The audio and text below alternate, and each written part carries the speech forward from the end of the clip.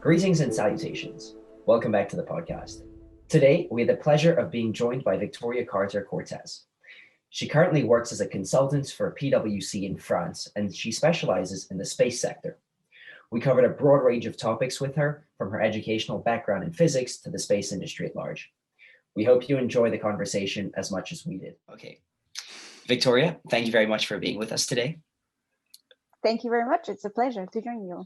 Awesome. So we were very excited to talk to you today because, like many undergrads or people studying physics, you must have gotten to the point at the end of your studies and thought, what am I going to do? Or in fact, probably like every single person who's studying physics. Yeah. And you went down the consulting route and the industry route. So what made you choose the consulting industry route as opposed to, for example, going into, I want to say, maybe the more common path of just continuing your studies and doing a PhD?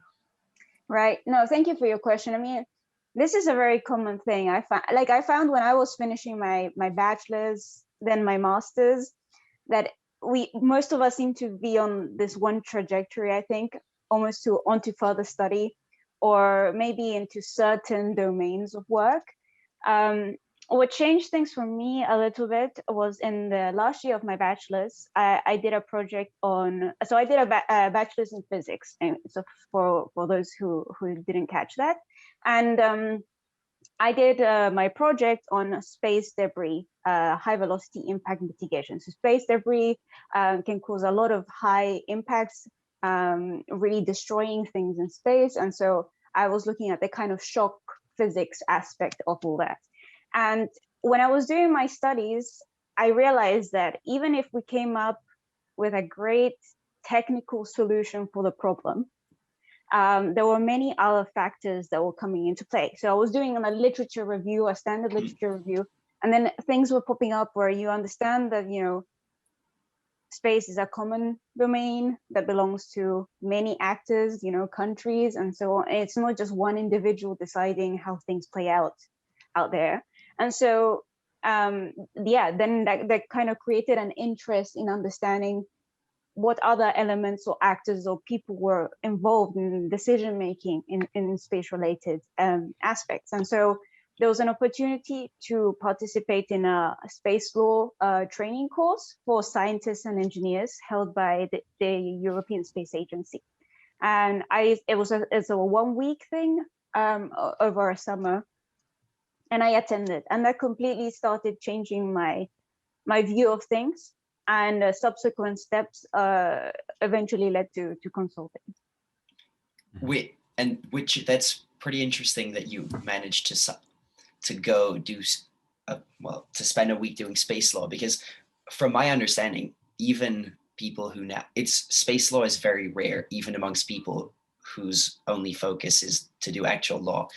And so when you decided to go there, did that tell you, oh, I think industry is going to be more of a growing field. The space industry is going to be a growing field. So you bet on going into the industry as opposed to going into further studies? Or instead, did you think, oh, this is actually what I really want to do, and I would rather do this than continue my studies? Right.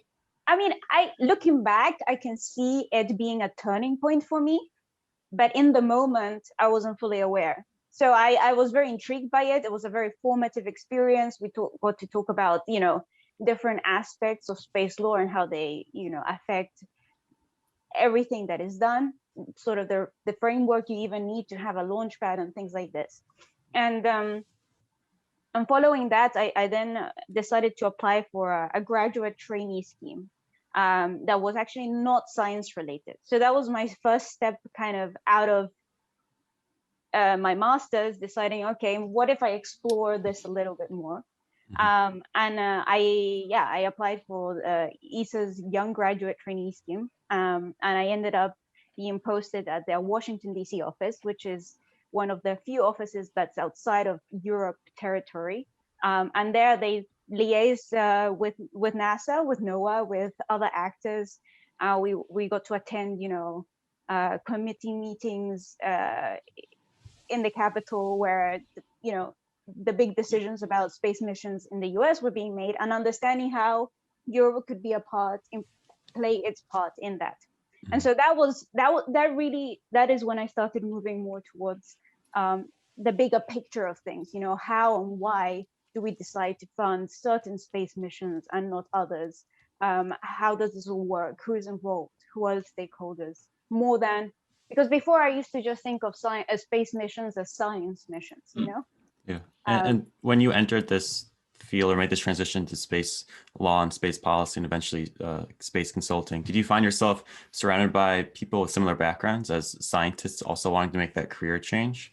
Or did you find yourself kind of standing alone with bringing in that different perspective of having a science background in a community filled with, you know, people who studied accounting, law, or economics? Yeah, I think on average, most people probably have a sort of poli-sci background most times, but there is an increasing tendency for people with an engineering and science background to become involved, usually at a much higher level, so or further down their trajectory and their, you know, professional career. But yeah, that was very interesting. And I mean, it surprised me that the post I applied for, actually they were looking for someone with a science and engineering background, because I think there are really useful things that we can contribute as science and, you know, engineering graduates. And yeah, so And I think one of the things that's pretty interesting about sort of studying science is that they tell you when you start, don't worry, if you study science, you're going to be smart, you're going to know a ton of things, and you can then go do, you know, you can then go do a lot of things. They say you don't have to just, if you study physics or engineering, you don't have to become a physicist or an engineer. You can go do all of these, you know, different career paths, which I think is somewhat true, but also not so true, because a lot of people get to the end of their studies and think, well, you know, this is really what I know how to do. And people who studied business or accounting or finance or poli-sci know a lot more about that than I do. right. And I think a lot of people get to that point and think, well, even if I would, you know, even if you're considering a career in business or the industry, how'd you not throw out the baby with the bathwater? You know, how'd you end up managing to use what you learned in physics or math or engineering sort of in a productive way, as opposed to just saying, okay, I know a lot of things in physics, now that's it, and that's a separate compartment of my life. Did you, since you studied physics, do you find that now you're using some of the things that you learned in your degrees, or did you kind of take a fresh start? Yeah, I mean, it's you make a great point there. I mean, you're not using hardcore calculus day to day. You know, you're not doing big crazy equations and Green's theory all over again and these kind of things. But I think the mindset that you develop in doing a physics engineering degree really helps see things in a different way. And I think that is part of the richness that a physics graduate can bring. Just sort of the methodical approach to things. You know, when you have a physics problem, you have to really break it down step by step. It's the same with a sort of consulting problem. Then there are the technical elements. So I think if you've been, you know, in the UK, it's 3 years for an undergraduate degree. It's quite intense, it's packed, and you're really learning things that are technically difficult and challenging at a high pace, at a high rate. And so you kind of get these skills to be able to do that. And in consulting specifically, you do that a lot because you're changing projects quite often, you know, and it's a completely new topic in some ways related to the space domain, but it could be, you know, propulsion focused or maybe small sat focused. And then maybe you're not an expert in every single part of these areas, but you have to be able to brush up on concepts and ideas, and your physics background is definitely going to come into play there. Yeah. And do you find that there are some things that, coming from a physics background, you can't do as well as people who come from other backgrounds? Are there times where you think, damn it, I really wish I had learned about this or done this before? I think on the business side of things, there is a bit of a learning curve at the beginning, right? Because there are terms, ideas, concepts that perhaps are completely unfamiliar to you if you've never touched anything like this, or maybe you haven't read outside of your field. So in that case, I think, I think when they look for consultants in this kind of in technical fields that are not just pure, your pure physics and so on, what they're really looking for is young professional students who have tried in some way to expose themselves beyond what is just given to you at university, Yeah. like an interest in the outside world, I would say. Yeah. And when I think of at least a consultant in the general sense, I think of someone who's an expert in a particular field, or is able to become an expert in particular fields that the company doesn't really necessarily have within them. And is that true for space consulting, where you have to, as you mentioned, kind of brush up on your skills and be an expert and talk to these companies or governments about how they should spend their money in space? Is that a good understanding of what a space consultant does? Yeah, I think in some ways, because space activities are so broad, right? We go from Earth observing satellites that have societal benefits, where you can just, you could be looking at business case models for agriculture use of EO imagery, and then, global navigation, space systems, understanding how those might fit in with like logistics and transport. That is very terrestrial focused.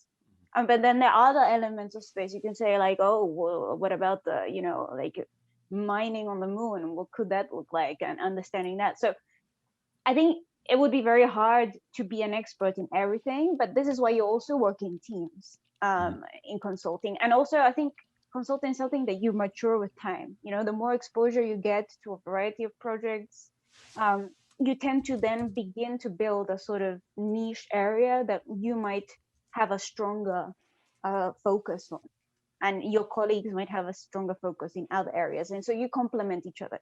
You rarely really see on the big projects a consultant working on their own. So there are all these other elements that come into play, and so you can corroborate with other consultants within your own company, also beyond. I mean, many the government proposals that are released that are 3-year long projects, those are typically done in consortia. So it's not just one individual company, but it's several companies that are offering different services, and as a whole, they can come up with something that is really the full package.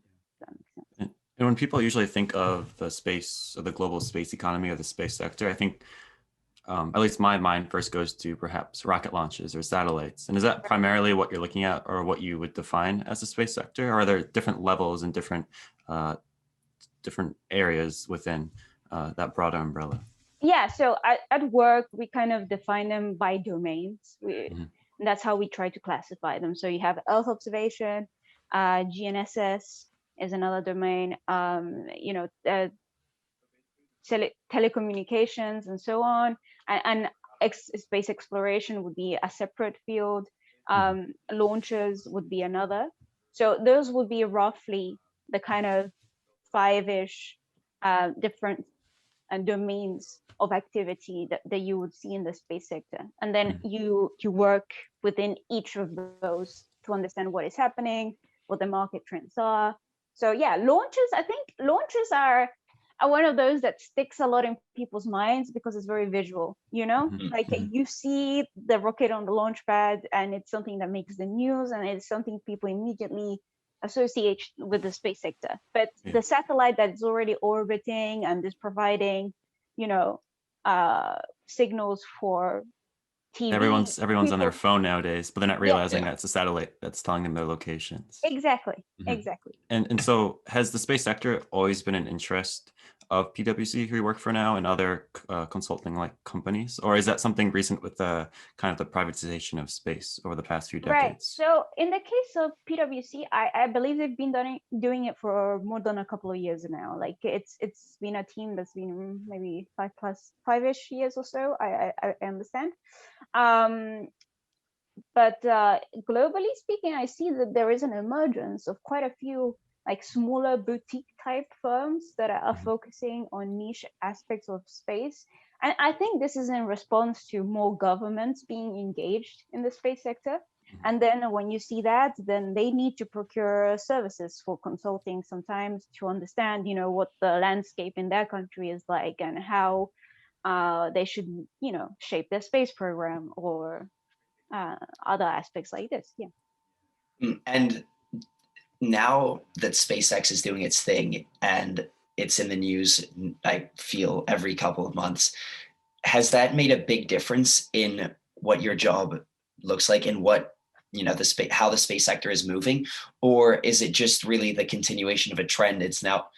Now it's being made visual so people are attracted to it. Yeah, I mean, I it's hard, honestly, it's hard to say on this point, but I think it's made it into the media more. Yeah. And it means that people who are not already space fanatics are also becoming interested and also understanding that there are options to really tap into what satellite derived data can do for society, for their companies. So I think that is the aspect that needs to grow and develop a bit more, and it's beginning to happen because people say, oh, okay, launching. But the important thing is for people to also understand that it's not that remote, that you don't that many of the things that you can derive from space it's just the data. The Yeah. data can really fall into such a broad range of activities that it can support. And so which area of the space sector is your focus at the moment, or what's the thing that you spend the most time dealing with? Yeah, so I've been involved in a variety of projects spanning quite a range of things. I would say because I did a bit of work in space policy before, that's always been kind of an interest of mine. So understanding how governance should take place in how can a country best position its space activities to benefit the most from it and bring the best back into society out of it. You invest in something and you want a return. And Yeah. so it's kind of like, I love how the European Space Agency kind of phrases it. They did a calculation of how much every European space citizen spends on space, if you like, per year based on their budget. And so it comes to about 10 euros, I think, which is like they equate it to a sort of cinema ticket. And so they would Yeah. ask people, we managed to do all these things, send astronauts to space, get Earth observation programs, all this for the price of 10 euros or 10 bucks, a bit more than 10 bucks. But Yeah. it's like saying, like, wouldn't you support us with like the equivalent of 10 euros? And then the average person on the street is like, yeah, if that's all it's really costing me, why not? And so that piece I think is very important because it bridges the gap between people who are already very enthusiastic and interested in space because the technology is cool, because we're pushing our frontiers, but also translating that to other people who work in other sectors who do not necessarily yet fully understand how they can benefit from space. Yeah, it seems like over the past decade or so, like definitely the barriers have lowered for people entering the space industry. It's no longer, the big players of NASA or the European Space Agency that can do all these missions or launch satellites or launch rockets. And is there a particular reason for that? Is it just the advancement in technology over the years where it's allowed space to be more accessible to these developing countries? Or is there something that I'm missing in terms of Yeah, what's contributing so to that? there are two elements I would say. So one is the sort of miniaturization of satellites. Now you can have a CubeSat, which could be the smallest. The 1 year is 10 centimeters by 10 by 10, right?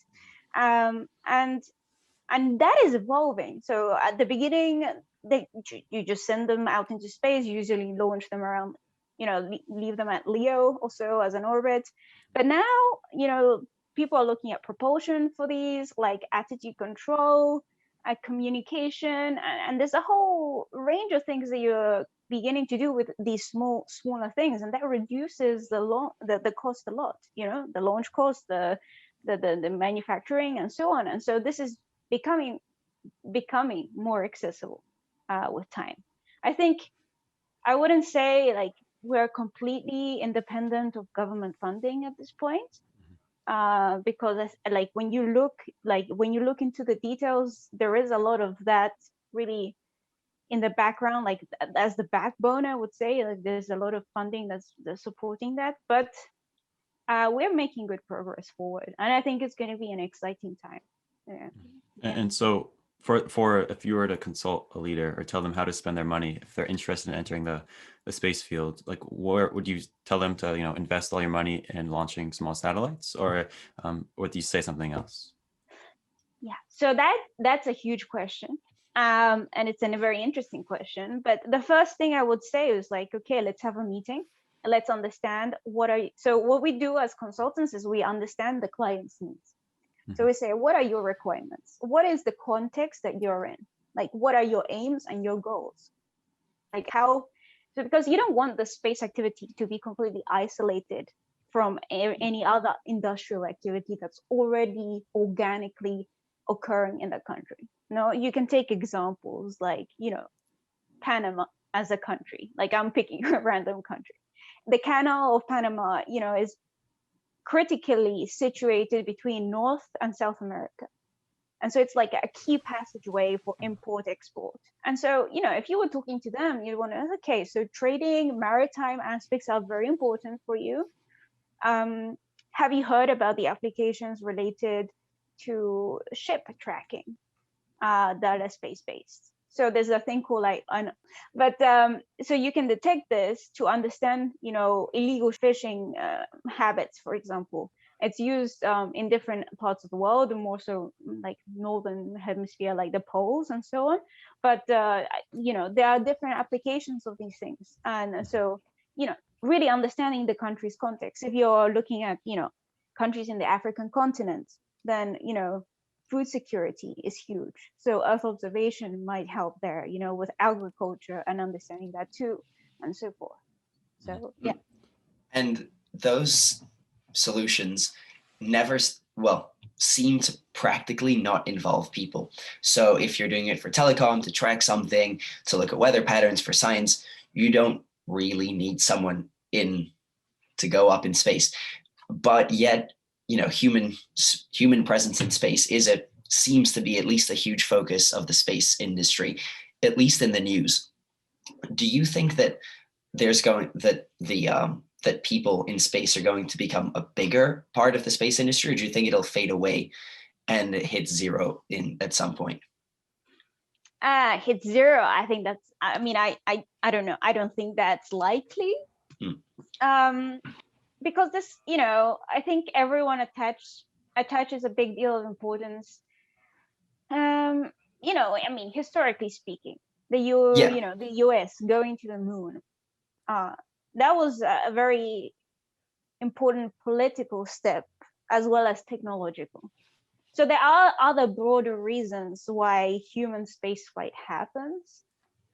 And so I think those elements are not going to just disappear one day from the other. But I think it'll be very interesting to see which countries, prioritize that activity versus others. So because it seems to be like it's more of a point of pride than anything else. It's I can send someone out here and do it, but there doesn't really seem to be that much commercial value. So what I do hear and understand is that when you see a person there, this is the whole rhetoric that we hear around storytelling and how we connect better with other people. So if you were to send a rover somewhere versus a human, the principle is that we would more likely relate better to the story, to the barrier limits being pushed with a human being there. Yeah, I think we don't celebrate the Soviet Union being the first to land a rover on the moon. We celebrate Neil Armstrong, Buzz Aldrin being the first on the moon. So I think it's more of like an inspirational way, and it inspires future generations to carry on the tradition of like space exploration, as you were saying. So I think that piece is always going to be there, and Mars is also like has not been touched, and it's uncharted territory for now. So I think, you know, there will be countries still doing that, but it's very interesting to see the many other countries, and I think the UK is an interesting example. Of course, they did send Tim Peake as an astronaut, but when you look at the funding and the focus of their kind of the policy, I would say, you know, the direction that the space industry is kind of given, it's very downstream focused. And so, you know, there are countries, I think, who will be entering the space sector, and probably more from a downstream kind of point of view, firstly, and then maybe moving on to upstream, because it's just like a more immediate link with industry, with development, and so on. Yeah. And it seems like, as you're talking about, maybe I'm mistaken, but it seems like you work a lot with data, or trying to kind of, when you because one thing that Joe and I have encountered in our undergraduate degree is, you know, there's physics, but there's also a lot of computational or coding in Python. Yeah. We're trying to like build models that project things. And this is kind of touching on what we were talking about at the beginning, but like, as you're doing this, are you working with a lot of data and like kind of putting that forth in front of these companies or these governments? Yeah, so it depends. It varies case by case. So if it's a governmental client, they might have data for us, and we begin from that data, and you can do projections or analyze things and understand how much, you know, a return is being, how much of an economic return there is on a given space project program, and so on. Then private companies might be developing a new strategy, a new offering for whatever service they supply. They will give us probably internal data that then we manage, and then you can do a projection, a financial forecast, and then, you know, give a optimistic, pessimistic kind of medium range scenario, and just say, okay, this is what we see, and have a conversation on that with the client, and as a means to begin to lay out the strategy. So given what we've seen, you could do this, this, and this, as a recommended path forward kind of thing. And when you're working with your clients, is most of your job, do clients come and say, I need X thing to happen, tell me how to make it happen? So do you know, tell them how to, or do you advise them on how to make things more cost effective, or how to pursue policy best? Or do you, on the other hand, help them come up with their problems and come up, once they have an objective, do you help them sort of identify all of the things they have to do? So I guess where I'm heading is your job more how to make an engineering problem feasible in practically, how to get people into the right places to make the project happen? Or do you focus on where to find the engineering problems in the first place?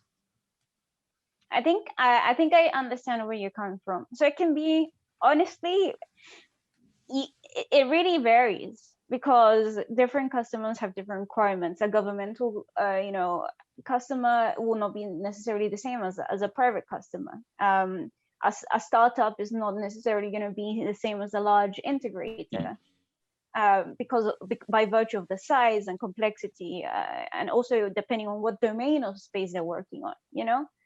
Someone working on propulsion isn't necessarily going to be having the same problems as someone working in Earth observation or something else. And it really depends. So someone could come to you and say, hey, we have a problem. We identify that we're stuck in this, but we don't know how to solve it. Help us solve it. So that's really like, it's a problem that you have to really begin to try and understand and tap into and break down much more. Other people might say, we want to launch this product, and we want to understand whether it makes sense to do so or not. Will it be competing with something else that we are wanting to offer or not? Do we stand a chance? Is it a good idea? And so that is by default more structured. So that is the kind of the range of things that you can be looking at. And yeah. I guess a natural follow-up to that is, why can't they solve it themselves? Because if these companies, you know, make rockets and stuff, you would think that they have a group of very smart and dedicated engineers who or who can do a lot of things. And you would think that, you know, if they're manufacturing stuff, or they're, well, I mean, whatever kind of economic activity they have people who are thinking about their problems and who already work, you know, if they're a space company, they're already themselves in the space sector. So what reasons would they have to come to you? Yeah. So one point is, right, you might have expertise in your own field and fully understand what you're producing, but you might not have all the data and interests and access in knowing what is happening as a global trend. Yeah. So where do you sit in the global context? And so then you know, that's a lot of, you could potentially have someone internally do a bunch of desk research and figure it out, you know, and give a presentation. But you could just as well outsource that burden of work to people who do this regularly, right? And have that point of view. The second thing is, depending on the kind of decision that is being made, you might want an independent person to do an assessment for you, because you know, internally you might have a bias.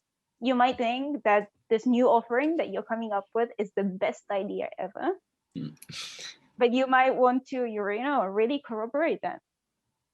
So that might help. Yeah. That does make a lot of sense. If I had a cool idea, I would definitely make sure it happened. Yeah, great. And then how? Go ahead, Jeff. Go for it. No, you go. Okay, I was going to ask, within PwC, like how are consultants like yourself, how's it kind of structured? And along with that, like what is your kind of your day-to-day, you know, work life looks like, whether it be now in the pandemic or like what it normally would be without the COVID-19? Yeah. So how's it structured? So I guess PwC by default is quite a large company. As you know, it's a multinational, it's present globally, and most people actually who work there do non-space related things, so accounting and legal services and all kinds of other things in all kind of domains that you can imagine, like all other kinds of industries. So and there you have business units, so kind of groups that are focused around the same kind of industrial areas. And so, you know, you are in a different group based on that. And then internally speaking, you know, there are teams like the space team, and each team has associated partner and a director within the team. And then there's the normal hierarchical system where you have managers and people who are, you know, at different stages. And yeah, so with time you just progress and evolve in your career within that. Our team is smallish compared to others. I mean, I think it makes sense. But yeah, that's more or less how it's shaped.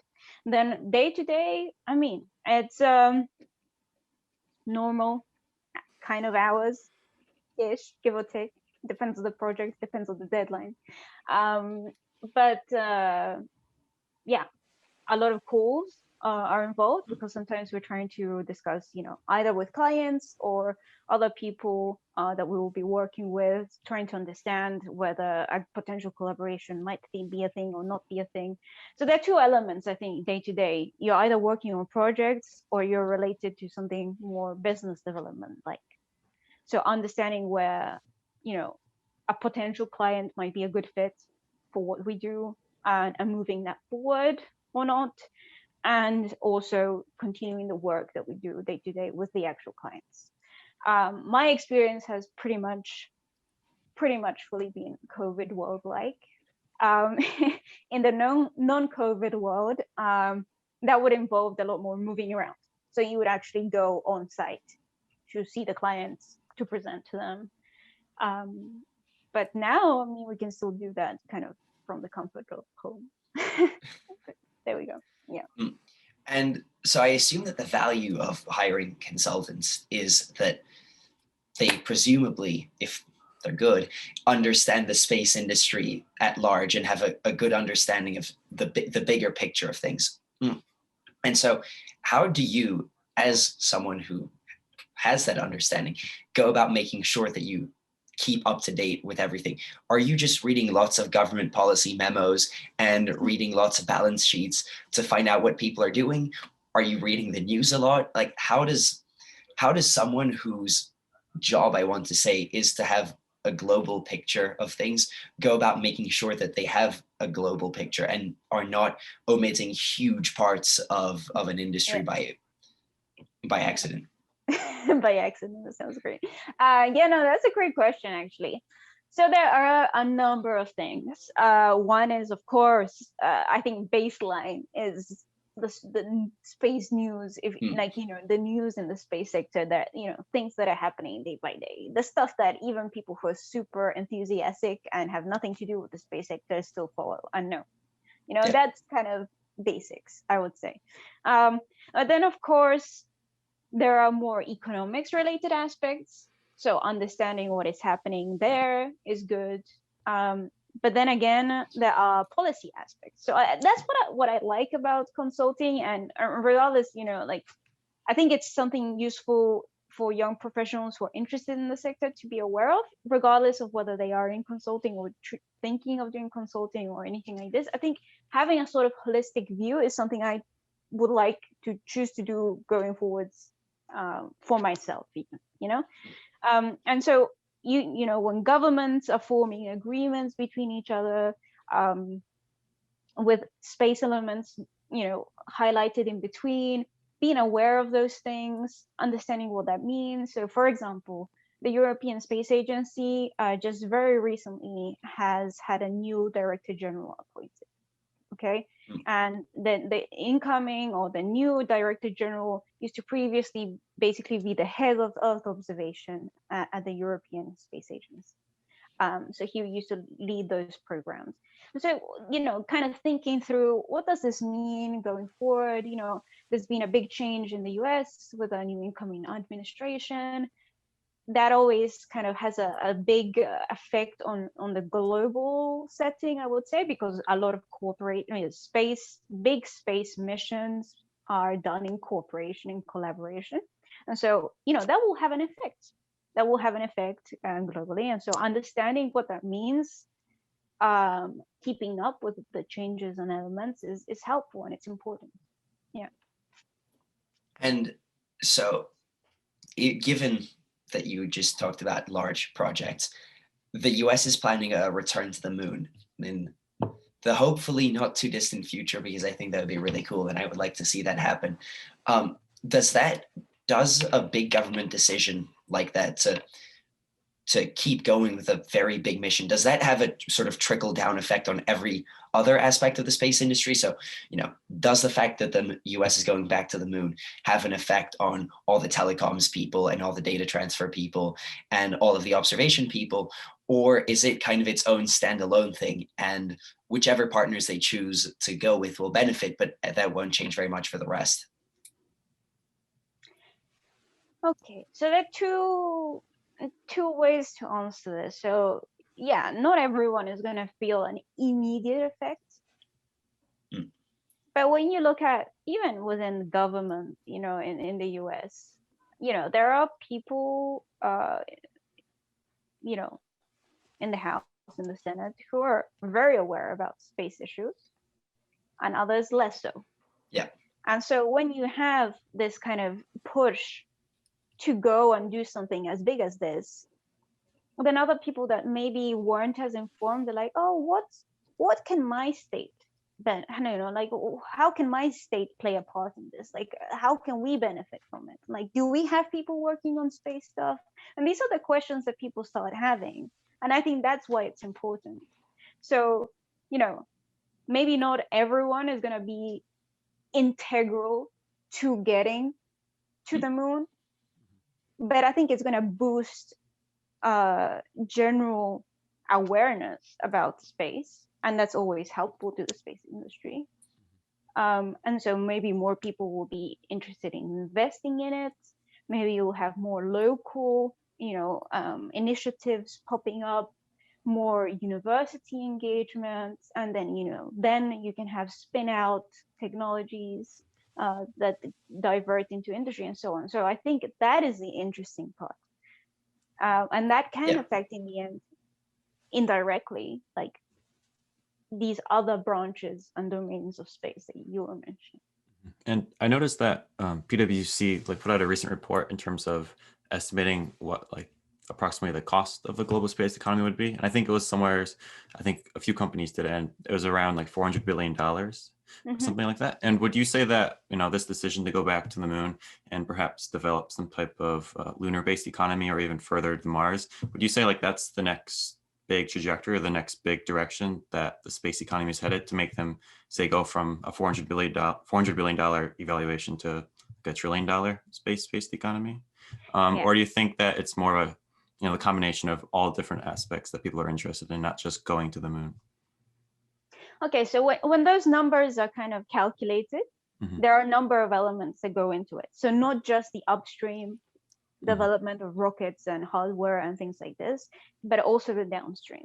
So that even includes, the development of the chips that go inside your phone to be able to receive the service like GPS. Basically. So if we I think when people talk about trillion, they do envisage all these domains being accounted for in that. And that's the interesting part. So when you start calculating these numbers, there are different people who include the different things. And that's how you can get a slightly higher, slightly lower value. And I think, especially when you look at services, so like data derived use of space, you have to be careful there, because you can be potentially double counting things and so on. So I think that's part of the fun element of really understanding how these things are calculated. It's like, does this make sense? Does this not make sense? Are we double counting something here? And so on.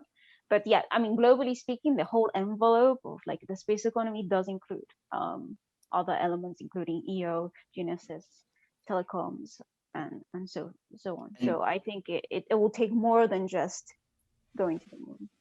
So what do you think, amongst all of the different sort of functions of the space industry, you have the people who are providing telecom, you have the people who are doing, I don't know, like weather analysis, you have the oil companies looking for oil. What do you think is the single biggest thing that we'll see explode? Because we've seen that, Starlink and things like that are kind of the new trendy thing, but we've also, I don't remember the names off the top of my head, but we've seen a number of these communication constellations also go bust as well. So which area do you think is going to be the one that's really going to explode moving forward? So I would hesitate to focus on one area. Exploding, I think it's a tough one right now. I would be very, I'm a bit, this is my personal view, but I would be I think the space industry has done well in the COVID context, but I think, any good economist would tell you that, we're not done seeing what the crisis is gonna bring about. And so I think there is more yet to unfold. There's more to yet understand. In some sectors, in some areas, when you talk about developing space activities or the use of, how, people already have a bit more of a mindset of, but we need to focus on economic resilience. And so this is something that's already beginning to flow in kind of the conversations that you have with people. So I don't know how that would play out with space adoption going forward. I think there are many unknowns at this stage to fully say, this is the sector. Now, we did put out a report on global trends and challenges that kind of describes per domain where the main trends are located. So you can see, for satellite communications, there is IoT, machine-to-machine communication.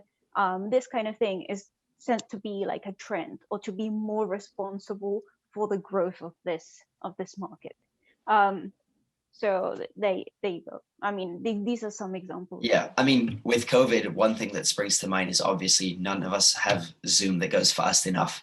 Where I think it's somewhat, oftentimes I see people Zoom breakup, and I'm thinking, wow, it would really be cool if the internet was faster and it could support people's Netflix habits as well as their Zoom habits.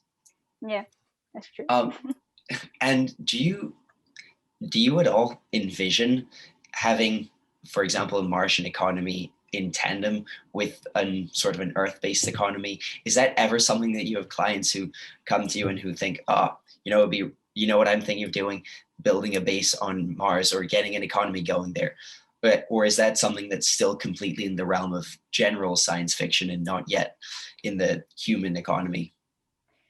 I mean, I am sure there's someone out there thinking about these things, and this would be our job as consultants. If they came to us to have a chat and conversation about this, if it's space related, that's what we do. So it's not completely off the books, but yeah. And one thing I've realized in this conversation with you is that space is a lot more connected with things here on Earth, where in terms of, like, as Joe kind of was asking about, like a Martian-based or a space-based economy beyond the Earth or Moon system, usually it could be very connected to, say, like the oil industries who are interested in, say, like drilling asteroids, and that's something you hear a lot, where, like, asteroid mining is the next big thing. That's where the first trillionaire is going to come from. And so, is that something you've ever given thought, or like have ever been asked about in terms of drilling interests out in space? It's something that we definitely have expertise on. And so, we really we have covered all the domains. And even in my short, in the time that I've been around, I've had the ability to work on different aspects of this. So yeah, I mean, I think that's the whole point, I think, of, consulting. So really understanding, like, what would a potential lunar economy look like? What would a potential in the future Martian economy look like? I think an important point to highlight, though, is you want to also bring a sense of reality to all these big, bold ambitions. I think the big, bold ambitions are great, but it's important also to keep them in check, to understand economics, how it works, what are the real requirements and needs for this to, what would it take really for things to happen. And I think that's why people hire consultants sometimes. I mean, the whole point is to, bring that kind of sanity check to the mix. Like it's interesting to see, you have Starlink developing. And so potentially that could be, I mean, I'm just talking here, but that would be a terrestrial activity, if you like, and that could be a continuous cash flow for SpaceX that could facilitate their Martian ambitions. That could fuel and help sustain Starship development. Yeah. And I was going to say, I think another part that, like, fuels our space economy is the fact, as you were talking about before, how the European Space Agency gave out a figure where each citizen spends about $10 or €10 on average towards space exploration. And I think a lot of our interests in space is supported by the general public. And so, what kind of role, other than the government's funding money into space, what kind of role do you see, like education or like inspiring people or teaching people about the importance of space moving forward in our future? What kind of role do you see that playing in the space sector as a whole? I think it's huge. I think it's incredibly important, especially when you look at countries that don't have much of space activity going on, that might not even yet have a space agency formally.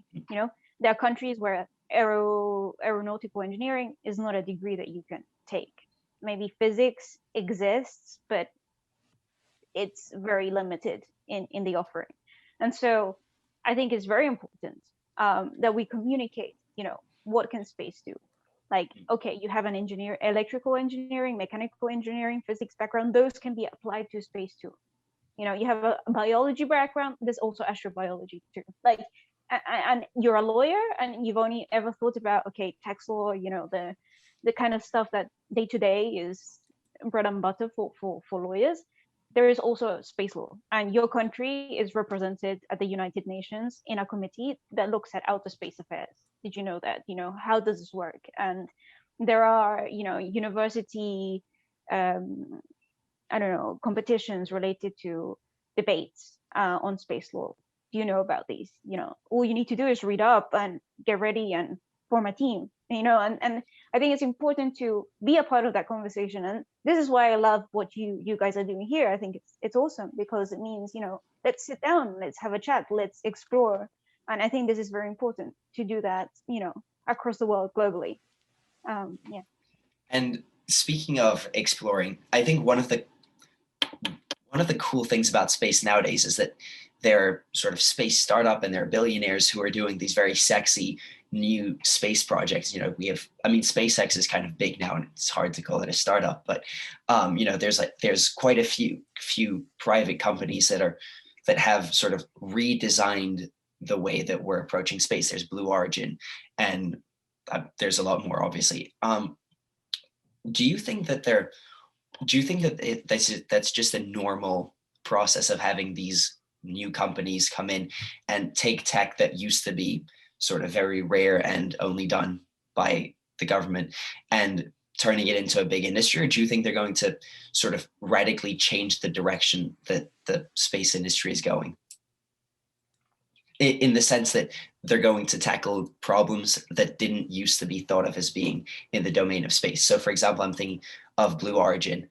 I think one of the objectives of Blue Origin is to make space very reusable. That's pretty similar to, for example, when the car was first invented. It was this huge, complicated machine, and then someone thought, okay, what if we can mass produce this? What if we can make cars more reliable and more usable? Are there companies that are going to not do that? And for example, are there people out there that are actively trying to make things like space mining and these more wild projects happen? Or is that not really yet part of the scene?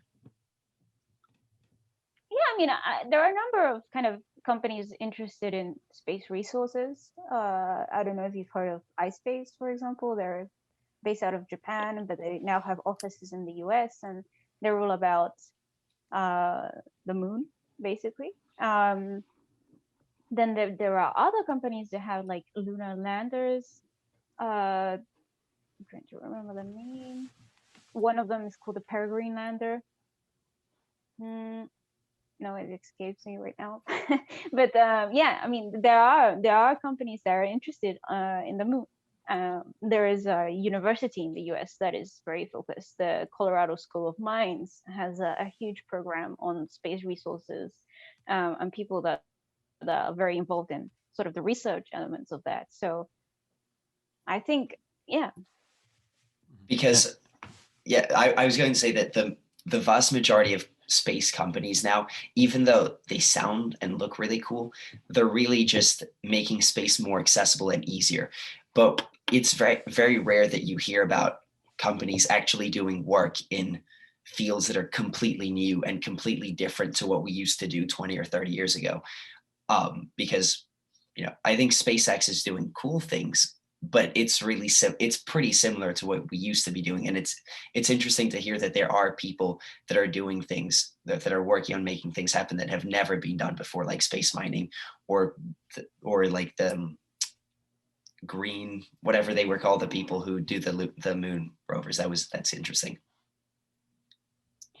And one question I had is, what do you see the role of competition between companies or between nations moving forward and expanding the space industry economy? Because I think historically, a lot of people think of the United States and the Soviet Union and how that certainly it was bad because of all the hot wars going on during the Cold War, but also it enabled the space race to happen and all the advancement in technology. And nowadays we're kind of seeing that maybe on a smaller scale between rival, Blue Origin and SpaceX, between the development of reusable rockets, or even on a larger scale between Russia, the United States, and China. And so what kind of role does competition play in the future of space?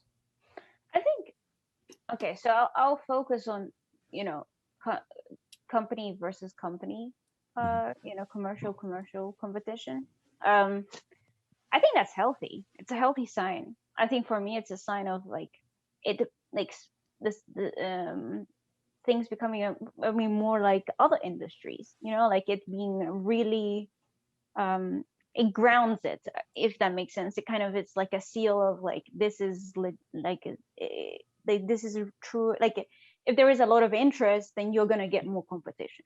So I think this is a good sign. It also means, you know, you have more competition, then prices drop. Prices have to compete. You know, if you want to gain an advantage over your competitor, then you might, you know, this happens. And so this also makes the entry point into space cheaper, better, and so on. So yeah, I think it's a very good and healthy sign, and I hope we have more of that, because, you know, it means, you know, if you have investment, investors will be more picky about where they, you know, put their funding, or they might accelerate funding in some places because they want to make sure that their company is ahead, because they have a, you know, cool technology that they want to put out there before someone else, like, you know, takes over, kind of thing. So yeah. And in the competition aspect, I'm thinking that there are sort of two reasons that would drive much more interest in having a space presence. I think on the one hand, I'm thinking that if you manage to make your sort of the manufacturing process, the actual process of getting to space quicker and more efficient, that means that it's cheaper to get to space. And so in some sense, that would mean that more people are interested in exploiting the capabilities that space offers, given that it's cheaper. But I'm also thinking, on the other hand, that it could come from the fact that the actual satellites that we make are far more performant and offer a lot more than they used to be able to offer. So why do you think that we're seeing these sort of uptick in people's interest? Is it because it's just cheaper, because space technology used to be inaccessible because it was expensive? Or is it because space technology has now become adaptable to many people's real life problems? Or probably both? I don't think it's an either or. I think it could be both hands. I mean, we have evolved technologically significantly in the space sector, and it depends on what domain you're looking at. But I mean, the reusability function of rockets, that is huge. Yeah. You know, that has led to a drastic change in like how much it would cost to launch. And that has a knock-on effect on like any, you know, like any payload that has to be launched by virtue of that. You know, the service related to that has an associated tag. Whether the customer is paying directly for the launch or not, that's a different question. But you know, that has a knock-on effect, and so I think that's huge. So I think that technology development is very important, and the ability to see how we can, like in Earth observation, how you can, you know, layer big data, if you like, you know, layer data one on top of the other, and then derive from that trends, be able to understand the bigger picture. So not just the, you know, the Earth observation image, but also the humidity sensor that is in the soil, and matching that and understanding, you know, what you can give back to someone who's working in agriculture. Understanding how that plays together, you know, what makes sense as an offering and what doesn't, you know, speaking to the people on the ground. So there's no point developing something and then taking it to the farmer, and the farmer's like, yeah, but you know, that's too complicated, or this is not what I'm really interested in finding out about my field. Yeah. Yeah. So. And go for it. I was gonna say, oh, you go. Okay, I was going to say that maybe, I think, you know, I've been reading the news and everything, and I've been a human being on Earth for 20 years, so I hear and see some things. And it seems to me that you hear a lot more about space in the last couple of years than you did in the sort of 10 years before that. And so, you know, that would suggest to me, maybe incorrectly, that that means that, you know, there's a huge renewed interest in space, and that there's going to be an uptick in how big the industry is, and that it'll grow a lot. Do you think that that's just a false, is that really reflected in how the sort of space industry is going, or is that just a false impression sort of, I don't want to say perpetuated, but given off by the news because we're now seeing cool projects. Or so yeah, where I'm headed is the is are we hearing more about space because the space industry is really growing a lot more, or are we just hearing about it more because there's a couple of niche projects that are very cool and appealing to people? Yeah, I mean, I would then take a step back and look at the numbers. Look at how much is being spent, whatever way we choose to measure it, Yeah. as long as you're being consistent year by year. What do you see? And so we are seeing increasing spend on space, like globally. And so I think that's important. And then when you have government engagement too, like you just had, and we will see how it will be sustained with a new administration. In the US, that's also huge. Like one of the biggest players related to space activities globally is taking up this vision of going to the moon. Many partners are signing up and they're saying, yeah, we're going to commit funding to this too. We're going to make this happen. I think that's important. I think so. So I think there is a momentum there. There's no denying it. And I think it goes beyond, like when you really begin to meet and see the different people working in different aspects, you understand, there are people who work on Earth observation who really don't have much to do with launch at all. And there is interest there. There are challenges, of course. I think that's the important thing to realize, that space is very interesting. Space is very, forward focused. It breaks a lot of barriers. It has a lot of opportunity to, I don't know, captivate people. Yeah. But it's also very challenging, and understanding how to get the right funding and to break through in different areas is the key. Yeah. And space, no pun intended, but space doesn't happen in a vacuum, where it's right connected with everything else in society and on Earth. And so to wrap up the podcast episode, one thing we often like to ask our guests is, what are you most excited for going forward in both your career personally and also, as we've been talking about, in terms of the space economy or space sector? In terms of, okay, so in my career, really just kind of project by project or whatever future decisions I might take down the path, trying to really merge things together, like really trying to enrich in my vision and my understanding of the space sector, and to also be aware of what's happening outside. I think that's important. So I find that exciting, and I love sharing about space with people. So I thank you guys again for the opportunity to just have a chat here. And I think that's also an important part of what I want to be continue to be doing, and sharing that in different fora and with students and young professionals. I think it's important that we, as young people, kind of engage with the topic. We might not have all the right answers. We're definitely not the experts in the field, but I think, really thinking about the big picture questions, kind of even from early on, can set you up well for the future and to be a, contributor to the space sector. That's on the personal side. And you said in the space sector, well, there are a ton of things that are very interesting. I have a small, a soft spot for the starships. So I get very excited every time I see like a test. So I would love to see how that pans out. And so of course there's the first crewed mission that will happen with Boeing, the Starliner, so on. So that's all very exciting stuff. So I'm very intrigued to see what happens in the next 5-10 years. It's an exciting time to be alive, I would say. It is. COVID aside. And so I just hope that we all have the courage, the stamina and resilience to push forward beyond, the kind of global situation that we're facing at the moment. And that we can inspire others to see, the opportunities that exist in space. Well, it was a pleasure being able to talk to you today, Victoria, and thank you so much for taking the time to talk to Joe and I. So thank you.